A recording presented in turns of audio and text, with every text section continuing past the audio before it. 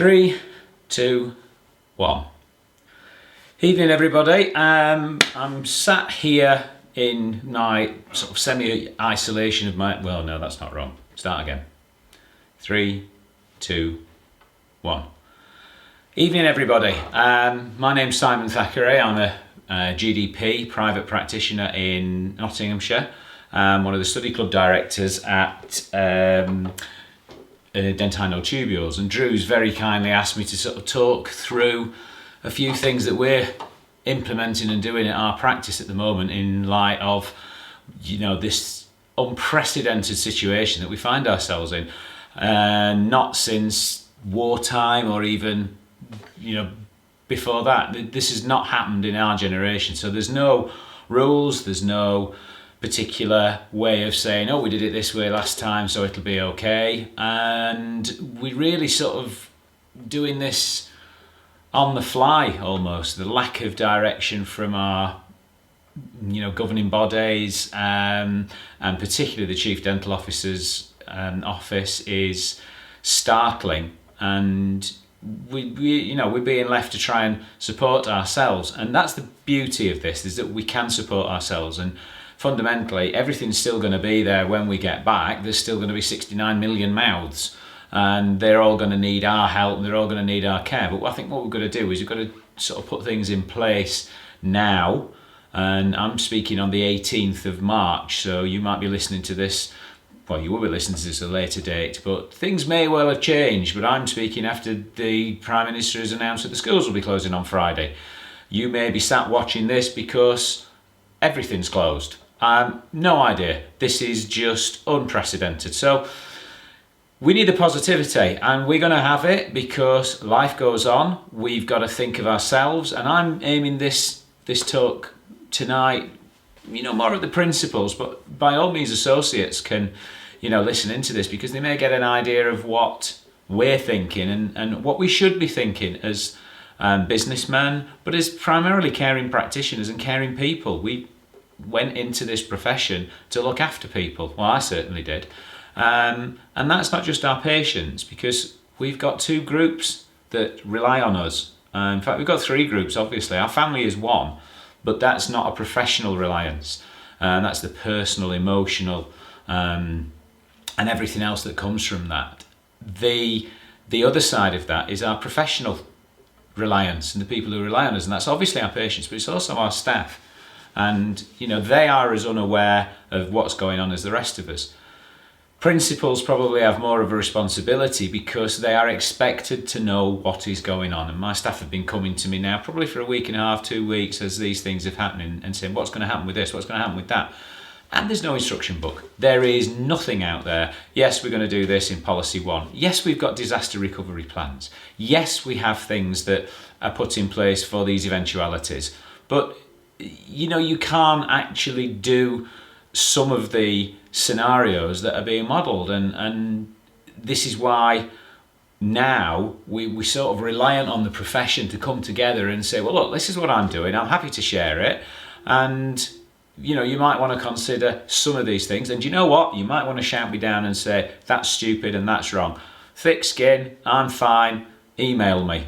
Do it through Tubules or look on my website at Thackeray Dental. It's all going to be up and running, no matter what is happening during the next few weeks and months. So what I thought I'd say was what we're actually doing at work to, not from a clinical point of view as to who we're seeing, because that's changing, that's a movable feast, and I think we've got to have that as our own professional responsibility as to what we do and who we see. What is a dental emergency? We've got a responsibility to reduce the pressure on the NHS by maybe treating things that could turn into something more serious. That actually might mean that we do need to do a fill-in in order to prevent the pulp from blowing up. Now, we don't know if that's going to happen. We don't know if we're going to cause it. So we've got to assess that. And I think, unfortunately, in the absence of any guidance, there's nothing that anybody can say, well, you did that wrong and you did that right. This is, it's a bit free range, if you like. But there's the other side of things, is what we do as businessmen and how we rationalise what's going on and how we look at things. And what I did this week when everything started to happen, maybe over the weekend, apart from looking at it with a little bit of a doom and gloom kind of thing, because this is worst case scenario kind of stuff, you've got to look at preparing your business for this. And I started looking at insurance. Is there a business interruption clause? Fundamentally, we probably aren't going to have any kind of business interruption clauses that will pay out.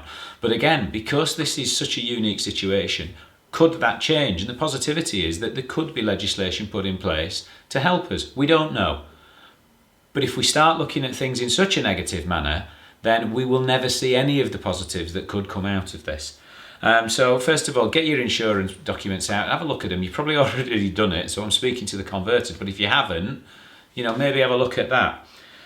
I contacted the bank on Monday. I've got a fantastic relationship with my bank manager, who has been with me since I bought my practice 23 years ago. And I was in the process of moving banks because RBS have said you've got to move. And I've delayed it this last couple of weeks because I've thought, what if things kick off and I want someone who I have a relationship with in much the same way as we have with our patients. And I emailed him, said, David, look, I've got an overdraft facility that I currently don't use, but I think I'm probably going to need to. What's the bank's view on this at the moment? And he is very understanding of my business. He understands it. He knows how little I've had to use my overdraft over the 23 years, probably used it twice. And he said, the bank are open. The bank will discuss this, and probably what we'll need is an idea of your cash flow that you see as going off, and then an idea of how much you want. So I may well end up doubling from a £35,000 facility to a £70,000 facility. And that's going to tide me over. Yes, I'm going to pay interest on it. So there are costs to us, and these are going to be knock-on costs anyway.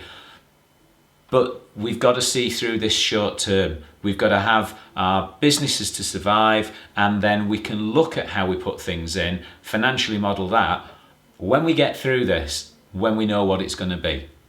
So my short term is basically, can I get a facility from my bank, and can that be an emergency facility? Bear in mind, you're also going to have probably less overheads of the variable nature. Associate income's going to drop, so associate pay will drop. How you individually deal with your associates in this time, that's going to be down to your own personal ethics and where you sit with that.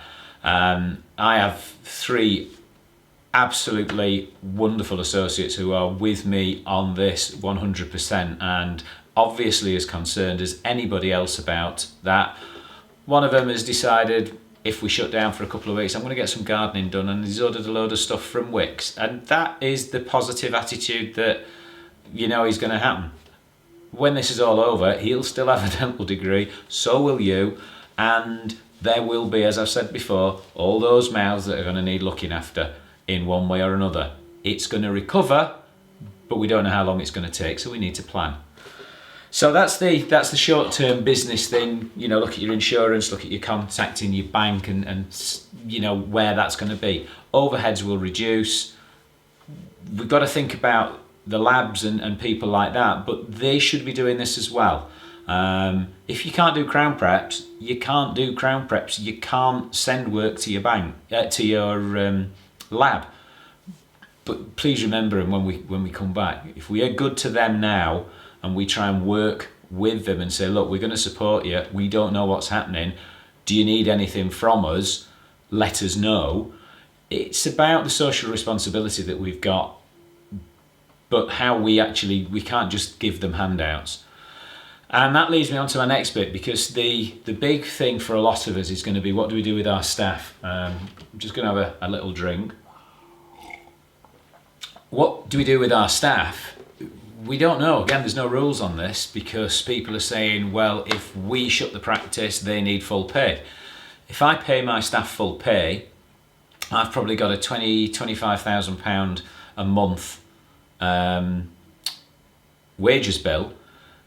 Any reserve that I have in the business that I have as a cash anyway, and my overdraft is not going to last very long if I pay them full. And I've already had a long conversation with my staff on Monday. We were closed for training on Monday anyway, but we actually cancelled it because we felt that this is, it obviously is far more important. And you will be surprised if you share a lot of the information with them, how supportive they will be of you. They're obviously going to have to think of themselves, and there are so many different types of our staff that we can't possibly go through them. I, for instance, have got my youngest trainee has got a mortgage, but one of my more experienced members of staff still lives at home.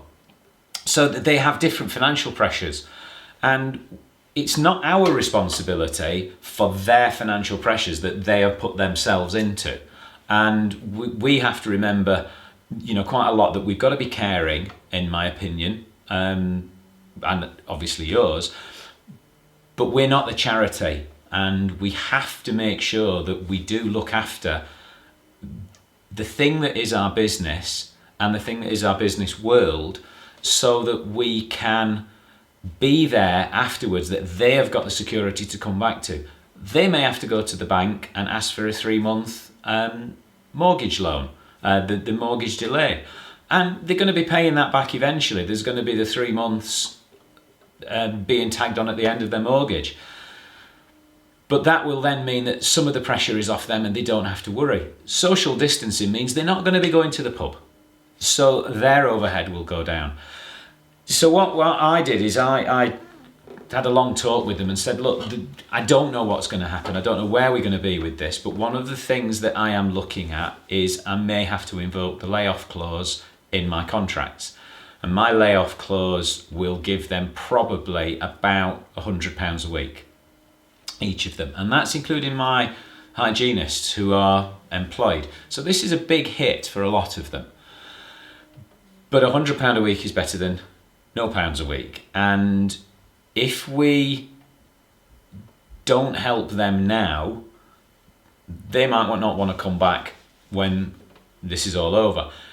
It's obviously very difficult for them because the uncertainty, will there be any jobs out there in dentistry, is probably what they're thinking, whereas we're thinking, how are we going to carry on after this? So we need to make sure that they are confident, that you are confident about that. And this may take a little bit of, you've got to use the act that you use with your patients sometimes, but they are looking to you for leadership. We may not have leadership as a profession, but you know what? You are the leader of your team and they will look up to you. They may not agree with what you are going to have to do, but if you are open with them, they may well at least have that, he was honest with me. He did what he could, or she did. I'm sorry, I've said he, because there's as many female practitioners in the the same position as we're going to be as principals. So, I apologise for that. But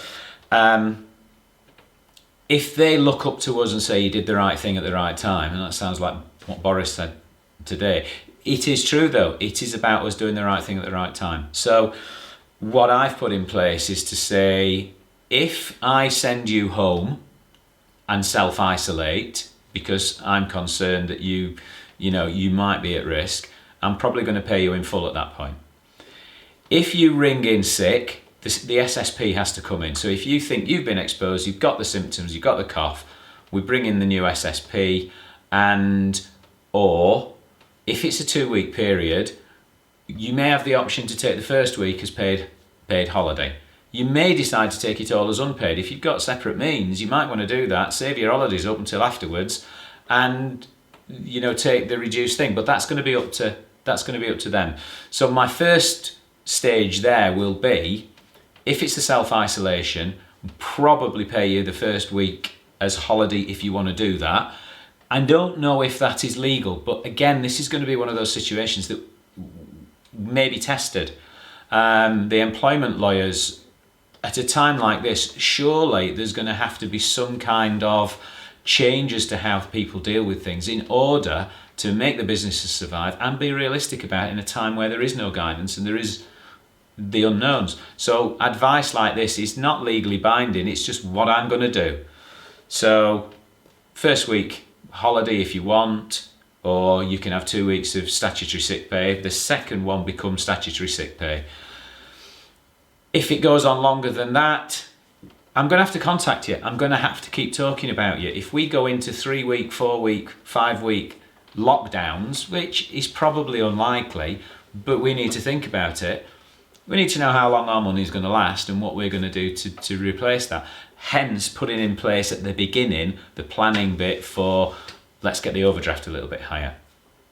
I am lucky that I have practice plan patients and they pay monthly, and that's a reasonable chunk coming into my account, into the business, without me actually having to see them.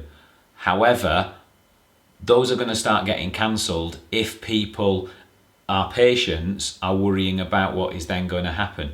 Some of them will be working from home, and some of those people will continue to be paid the same. Some of my patients, a lot of my patients, are in the risk groups, but they're retired, they have their own separate incomes and they pay for it that way. We can't judge what our patients are going to do there, but I think if we're socially responsible to everybody and we've set our businesses up in a moral manner, I think we probably find that they will appreciate what we're doing, but we have got to expect some of the downturn there, hence the planning at the beginning.